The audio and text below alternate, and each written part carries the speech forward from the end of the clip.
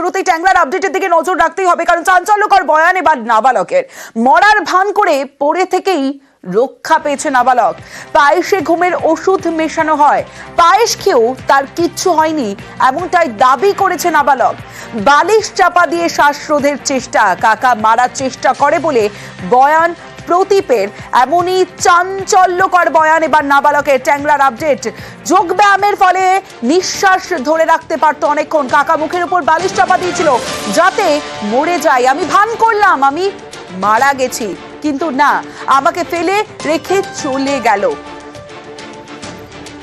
রৌনক রয়েছে তাই বেঁচে গিয়েছিলাম। সরাসরি চলে যাব, রৌনকের সঙ্গে কথা বলবো। রৌনক, এই যে নাবালকের বয়ান, তদন্তে তো অনেকটাই অগ্রগতি আনবে তা বলাই বাহুল্য।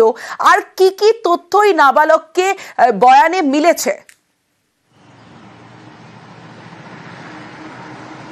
দেখো, একেবারে আজকে যখন এনআরএস হাসপাতালে শিশু সুরক্ষা কমিশনের দুই প্রতিনিধি দল যায়, তাদের কিন্তু এই নাবালক চাঞ্চল্যকর বয়ান দেয়। তিনি জানান যে এই যে ঘুমের ওষুধ মেশানো পায়েস, সেই পায়েসেই নাবালককেও খাওয়ানো হয়েছিল এবং যেহেতু তিনি যোগব্যায়াম করতেন এবং তার কোনো রকম প্রতিক্রিয়া কিন্তু হয়নি এই পায়েসকে, এবং তার সেখানেও এই বিষয়টি থেমে থাকেনি। তার কাকা অর্থাৎ প্রসূন দে মৃত্যু নিশ্চিত করতে মুখে বালিশ চাপা দিয়ে বেশ কিছুক্ষণ তাকে রাখে এবং সেখানেও তিনি জানাচ্ছেন সে যোগব্যায়াম করতো বলে তার নিঃশ্বাস ধরে রাখার ক্ষমতা ছিল এবং তিনি মরে যাবার ভান করে। প্রসূন দে ভাবে সে মারা গেছে এবং তৎক্ষণাৎ তারা ছাদে চলে যায়, অর্থাৎ প্রসূন দে এবং তার বাবা প্রণয় দে দুজনেই ছাদে চলে যায়। তখন কিন্তু নাবালক ওঠে এবং উঠে তারা কোথায় গেল দেখতে গিয়ে দেখে তারা ছাদে গেছে। তখনই দেখে যে তারা কিন্তু ছাদে গিয়ে আত্মহত্যার পরিকল্পনা করছিল, অর্থাৎ কোনো রকম রেহাই পেয়েছে এই নাবালক। কারণ নাবালক কিন্তু আত্মহত্যার কথা যে প্রি প্ল্যান তাদের সুসাইড, সেই সুসাইডের কথা শুনেছিল, কিন্তু শেষ মুহূর্তে তারও কিন্তু আত্মহত্যা করা কোনো রকম এই সিদ্ধান্তে তিনি মত দেননি এবং যেহেতু পায়েসে তার কোনো প্রতিক্রিয়া হয়নি, তার মৃত্যু সুনিশ্চিত করতে তাকে বালিশ চাপা দেওয়া হয়েছিল এমনটাই বয়ান দিয়েছে প্রদীপ দে, এমনটাই জানিয়েছে শিশু সুরক্ষা কমিশন। যে ও যেহেতু যোগ ব্যায়াম করতো, অনেকক্ষণ নিঃশ্বাস ধরে রাখতে পারতো, তো কাকা ওর মুখের উপরে বালিশ চাপা দিয়ে রেখেছিল যাতে ও মরে যায়। বললো আমি ভান করলাম যে আমি মারা গেছি, আমি অনেকক্ষণ নিঃশ্বাস ধরে রাখতে পারি, নিয়ে চলে গেল ওখান থেকে, আমাকে ফেলে রেখে চলে গেল, তাই ও বেঁচে গেছিল। ওর মধ্যে আমি কোনো বিটারনেস দেখিনি, ওর মধ্যে একটা কষ্ট আছে যে আমাদের ব্যবসাটা দাঁড়ালো না, সেই জন্য বাবা এবং কাকা এটা করলো। শিশু সুরক্ষা কমিশনের যারা প্রতিনিধিরা তারা যান প্রদীপের সঙ্গে কথা বলতে, আর সেখানেই চাঞ্চল্যকর বয়ান। আত্মহত্যার পরিকল্পনা বাবা কাকার, সবাইকে মেরে আত্মহত্যার পরিকল্পনা, মা কাকিমা বোনকে মেরে আত্মহত্যার চেষ্টা, আর শেষ মুহূর্তে বাধা দেন মা কাকিমা। আর কি জানা যাচ্ছে জানাবে রৌনক রয়েছে আমার সঙ্গে। রৌনক, দেখো, একেবারে এই ঘটনা যেদিন ঘটে তার দুদিন আগেই কিন্তু তার বাবা এবং কাকা এই সিদ্ধান্ত নেয় যে ছজনই তারা এই ঘুমের ওষুধ মেশানো পায়েস খেয়ে আত্মহত্যা করবে। সেক্ষেত্রে দেখা যায় যে এই তিনজন অর্থাৎ প্রসূন দে, প্রণয় দে এবং তাদের নাবালক পুত্র, তাদের কোনো প্রতিক্রিয়া হয়নি এবং নাবালিকার এই বিষ মেশানো পায়েস খেয়েই কিন্তু তার মৃত্যু হয়। সেক্ষেত্রে সুদেশনা দে এবং রমি দে তারা অচৈতন হয়ে পড়ে এবং শেষ মুহূর্তে তাদের যখন জ্ঞান ফেরে তখন তাদের মৃত্যু নিশ্চিত করতে বাবা এবং তার কাকাই হাতের শিরা এবং গলার নলি কাটে। সেই সময় কিন্তু এই দুই বউই ঠেকানোর চেষ্টা করেছিল, অর্থাৎ আগে থেকে তারা এই প্রি প্ল্যান্ড সুসাইডের বিষয় জানলেও শেষ মুহূর্তে কিন্তু তারাও আত্মহত্যা করতে চাননি, তাদেরও মৃত্যু নিশ্চিত করতে হাতের শিরা এবং গলার নলি কাটা হয়। এমনটাই কিন্তু একটা চাঞ্চল্যকর বয়ান দিল এনআরএসে ভর্তি থাকা এই নাবালক। সেক্ষেত্রে যে প্রি প্ল্যান্ড সুসাইড, সেই সুসাইড আগে থেকে সবাই সিদ্ধান্তে মত দিলেও এই শিশু নাবালক এবং যে নাবালিকার মৃত্যু হয়েছে তারা এই বিষয় সম্পর্কে অবগত ছিলেন না। সেক্ষেত্রে তার মা এবং তার কাকিমা যখন এটা ঠেকাতে যায়, যখন পায়েসকে কোনো প্রতিক্রিয়া তাদের মধ্যে দেখা মেলে না, অচৈতন অবস্থার সুযোগ নিয়েই কিন্তু একেবারে তার কাকা এবং বাবা হাতের শিরা গলার নলি কেটে তাদের মৃত্যু সুনিশ্চিত করে। এবং শুধু তাই নয়, যে সময় ঘটনাটি ঘটায় সেই সময় কিন্তু তার মা এবং কাকিমা প্রতিবাদ করার চেষ্টা করেছিল। আত্মহত্যার চেষ্টা প্রণয় প্রসূনের। শিশু সুরক্ষা কমিশনের বয়ান নাবালক প্রদীপ দে।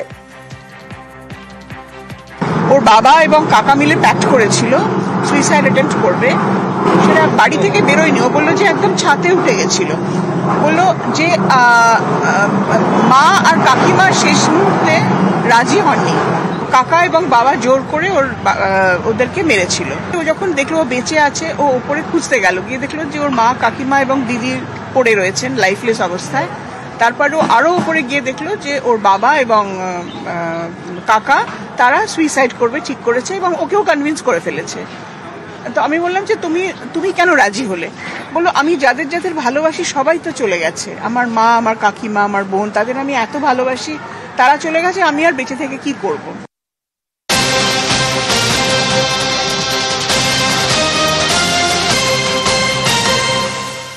ঘটনার দুদিন আগেই আত্মহত্যার পরিকল্পনা, ব্যবসায় বাবা কাকার বিপুল ক্ষতি, ব্যবসায় ক্ষতিতেই আত্মহত্যার পরিকল্পনা। পাওনাদারদের কথা পরিবারকে জানায় প্রণয়, পরিকল্পনা বাবা কাকা জানায় প্রদীপ, এবং বাবা কাকার যে পরিকল্পনা সেই কথাই জানিয়েছে প্রদীপ। যেমনটা জানা যাচ্ছে, সরাসরি চলে যাব, আমার সঙ্গে রৌনক রয়েছে, রৌনকের থেকে আপডেট নেব। রৌনক, তার মানে এখনো পর্যন্ত যেটা জানা যাচ্ছে যে এই যে গোটা ঘটনা সেটা সমস্তটাই ব্যবসায় ক্ষতির জন্যই, ক্ষতির কারণেই কি চেয়েছিলেন যে প্রত্যেককে মেরে নিজেরাও আত্মঘাতী হবেন?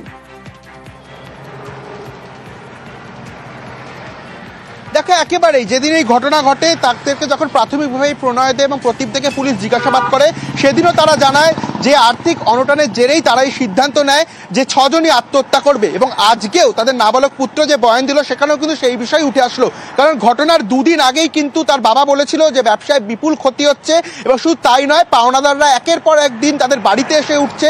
সেক্ষেত্রে তিনি এটাও নাকি বলেছিলেন যে এরপরে কিন্তু তাদের থেকে আর রেহাই পাওয়ার কোনো জায়গা থাকবে না।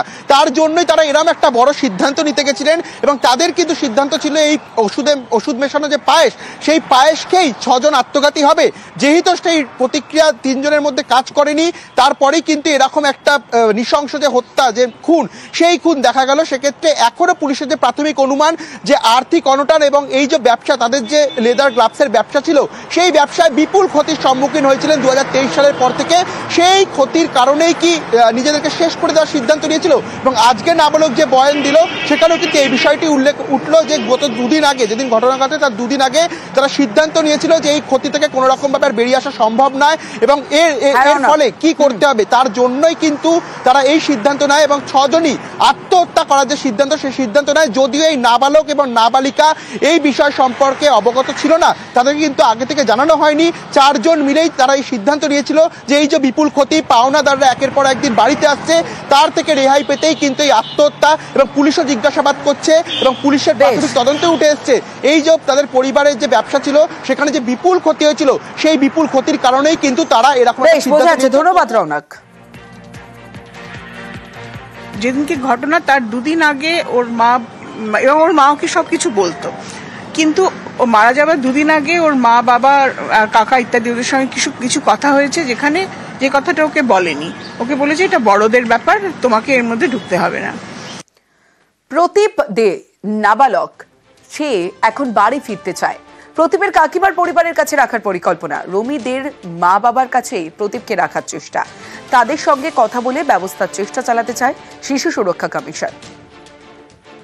ও এখন বাড়ি যেতে চায়। বাড়ি বলতে ওর নিজের দাদু দিদা নেই, ওর কাকিমার বাবা মা যার যে দাদু দিদা, সেই বাড়িতে যেতে চায়।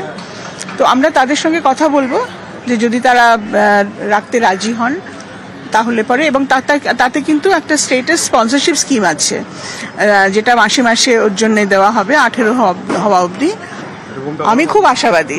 আমি লোকের সঙ্গে কথা বললে আমি মনে করি যে তাদের দায়িত্বটা মনে করিয়ে দিয়ে তাদের রাজি করাতে আমি পারবো। যদি না পারি তাহলেও কিন্তু অন্য মানুষ আছেন তাদের ফস্টার কেয়ারে নেওয়ার জন্যে।